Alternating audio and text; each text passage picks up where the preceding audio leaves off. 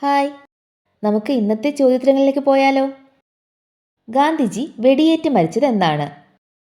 1948 ജനുവരി 30. Quit India ദിനം എന്നാണ്? August 9. ത്രിവർണ പതാക ദേശീയ പതാകയായി അംഗീകരിച്ചതെന്നാണ്?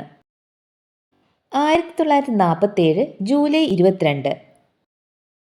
ഗാന്ധിജിയെ അർദ്ധനഗ്നനായ ഫക്കീർ എന്ന് വിളിച്ചതാരാണ്? Winston Churchill. സ്വാതന്ത്ര്യം എൻ്റെ ജന്മാവകാശമാണ് എന്ന് പറഞ്ഞതാര്? ലോകമാന്യ തിലകൻ. എനിക്ക് രക്തം തരിക, ഞാൻ നിങ്ങൾക്ക് സ്വാതന്ത്ര്യം നേടിത്തരാം എന്ന് പറഞ്ഞതാര്? സുഭാഷ് ചന്ദ്രബോസ്. പ്രവർത്തിക്കുക അല്ലെങ്കിൽ മരിക്കുക എന്ന് പറഞ്ഞതാര്? ഗാന്ധിജി. കേരള ഗാന്ധി എന്നറിയപ്പെടുന്നതാര്? കെ കേളപ്പൻ. സുഭാഷ് ചന്ദ്രബോസ് രൂപീകരിച്ച പട്ടാളം ഏത്? Indian national army.